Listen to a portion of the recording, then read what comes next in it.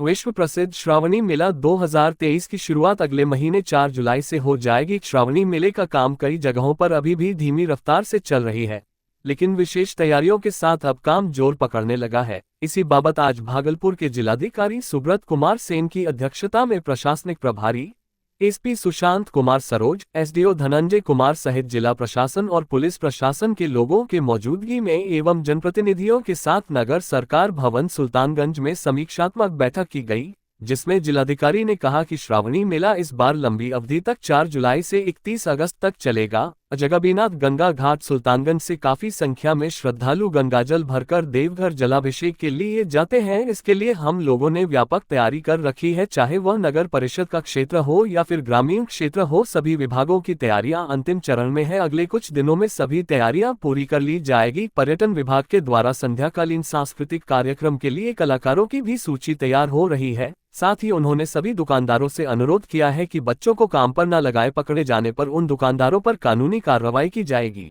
श्रावणी मेला आप लोग जान रहे हैं कि 4 जुलाई से इस बार प्रारंभ हो रहा है और इस बार लंबी अवधि तक 31 अगस्त तक जो है श्रावणी मेला का आयोजन किया जाना है। और काफ़ी संख्या में श्रद्धालु यहाँ जो गंगा नदी है उससे पानी लेकर के देवघर की ओर पैदल प्रस्थान करते हैं, कुछ लोग गाड़ियों के माध्यम से भी जाते हैं। तो उसको लेकर के हम लोगों की व्यापक तैयारी है, चाहे वो नगर परिषद का क्षेत्र हो या ग्रामीण क्षेत्र हो, वहाँ विभिन्न विभागों की तैयारियाँ अब अंतिम चरण में हैं और अगले 10 से 15 दिनों में सारी तैयारियों को हम लोग पूर्ण कराएंगे। चाहे वो पीएचडी के द्वारा जो पेयजल शौचालय की व्यवस्था होती है, ट्रैफिक को लेकर के जो एक्स्ट्रा डिप्रेशन होता है, या विधि व्यवस्था को लेकर के जो अस्थायी थाने बनते हैं, अग्निशमन, या आप जो स्वास्थ्य विभाग के अतिरिक्त एम्बुलेंस, डॉक्टर और स्वास्थ्य केंद्र की व्यवस्था होती है, तो सारी व्यवस्थाएं, सारा प्लान तैयार कर लिया गया है। अनुसूचित जनजाति आयोग के अध्यक्ष शंभू कुमार सुमन ने भागलपुर के समाहरणालय परिसर स्थित समीक्षा भवन में अधिकारियों के साथ अनुसूचित जनजाति के ऊपर अत्याचार पर लगाम लगाने को लेकर 1 दिवसीय बैठक का आयोजन किया गया। इस बैठक की अध्यक्षता बिहार सरकार के अनुसूचित जनजाति आयोग के अध्यक्ष शंभू कुमार सुमन कर रहे थे। वहीं इस बैठक में अनुसूचित जनजाति एवं इनसे संबंधित विभागों के सभी पदाधिकारी व वरीय कर्मी मौजूद थे। अध्यक्ष शंभू कुमार सुमन ने बताया कि कुछ दिन पहले पीरपेंती प्रखंड के बाखरपुर में एक बहुत ही बड़ी घटना घटित हुई थी। आयोग को जो शिकायत मिली थी उस पर जांच की गई है और समाधान के लिए जिला स्तरीय व प्रखंड स्तरीय पदाधिकारी को आदेश दिया गया है। साथ ही उन्होंने कहा, बैठक का मुख्य उद्देश्य अनुसूचित जनजाति पर किसी तरह का अत्याचार न हो। अगर किसी को किसी तरह की परेशानी है तो उसका समाधान आयोग करेगा। अनुसूचित जनजाति आयोग के तरफ से एक मीटिंग ऑर्गेनाइज किया गया था जिला स्तरीय। चूँकि इस ज़िले में कुछ घटनाएं घटी थी, जिसका मैं कल जाकर के पीड़ित परिवार से भी मिला। पीरपैती प्रखंड के बाखरपुर पंचायत में एक बड़ी घटना घटी थी, तो उस सिलसिले में जाकर मैं पीड़ित परिवार से भी मिला और आयोग के स्तर पर जो भी शिकायतें प्राप्त हुआ था उस चीज़ का विजिट भी किया और उसका समाधान के लिए जो है यहाँ के जिला स्तरीय और प्रखंड स्तरीय पदाधिकारी को निर्देश भी किया उस सारे प्रॉब्लम को सॉर्ट आउट करने के लिए।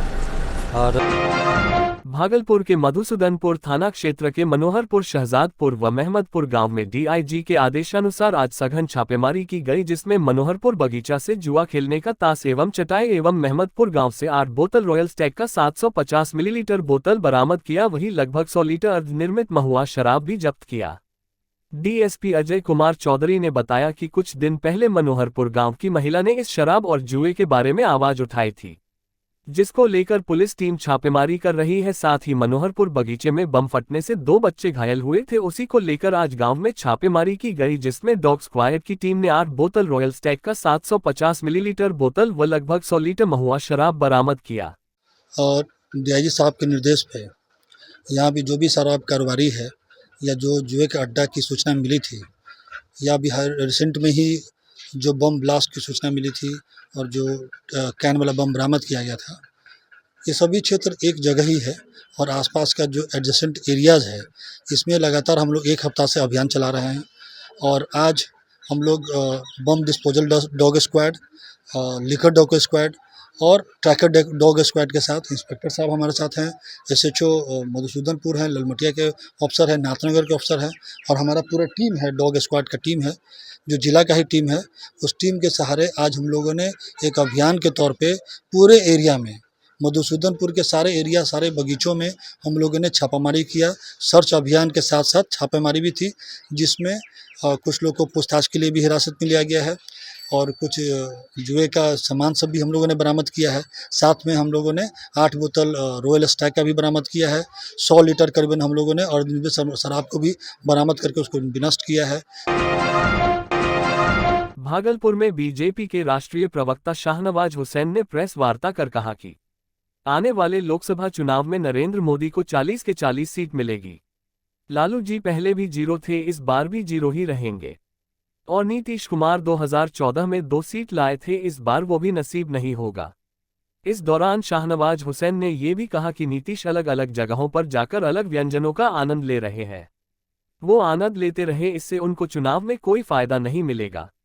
बिहार में जो भी आएंगे हम उनको लिट्टी चोखा खिलाकर भेज देंगे। 23 तारीख को बिहार में बहुत सारे नेता आ रहे हैं, नीतीश जी भी कई जगह जा रहे हैं और अलग अलग राज्य के जो नाना प्रकार के व्यंजन हैं उसका स्वाद भी ले रहे हैं। उड़ीसा गए, वहाँ भी उड़ीसा के बहुत अच्छे व्यंजन उनको मिले और अभी डोसा इडली भी खा के तमिलनाडु से आए हैं। तो ठीक है, हम तो साफ कहते हैं जो भी दल के लोग यहाँ आएंगे कुछ होने वाला नहीं है। वो आएंगे, लिट्टी चोखा खाएंगे और यहाँ से जाएंगे। उनको बिहार की सरजमी पर लिट्टी चोखा के अलावा कुछ नहीं मिलना। लालू जी की पार्टी है 0 और नीतीश जी की पार्टी 2014 में थी 2 सीट, तो वो सब हैसियत हम जानते हैं। इस बार नरेंद्र मोदी जी को 100% सीट हम लोग देंगे।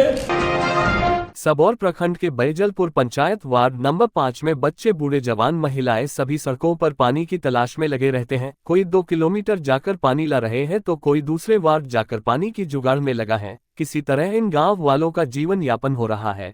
इसकी सूचना मुखिया सरपंच को भी दी गई, लेकिन सरकार गहरी निद्रा में सोई हुई है। अब गांव के लोग काफी आक्रोशित दिखने लगे हैं। वहां के लोगों का कहना है, हम लोगों के घर में टोटी तो लग गई है, लेकिन बरसों से इसमें कभी पानी आया ही नहीं है। सिर्फ दिखावा है, धरातल पर कुछ भी नहीं। पानी के बिना जीवन नहीं है, फिर भी सरकार सोई है। जल्द इस पर उपाय किया जाए, अन्यथा हम लोग आंदोलन करेंगे।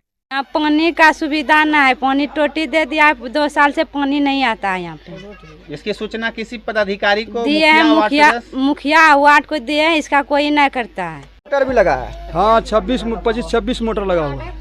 तो मोटर लगा है, किसके किसके घर में मोटर लगा है? बड़ा बड़ा घर में लगा हुआ है, जहाँ जहाँ पर टंकी है सबके घर में मोटर है। तो इसकी सूचना वार्ड को, मुखिया को दिए? सबको दिया, पूरा झंझट होता है, लेकिन लोग कहता है कि हम लोग को कोई मतलब नहीं। ये समस्या है, जो नल जल जो पानी आता है उसका, वो पानी बहुत दिन से नहीं आ रहा है, मतलब सालों से कहा जाए तो वो पानी नहीं आ रहा हमारे यहाँ। और यहाँ पे जो 20-25 घर है उसमें भी पानी नहीं आ रहा है।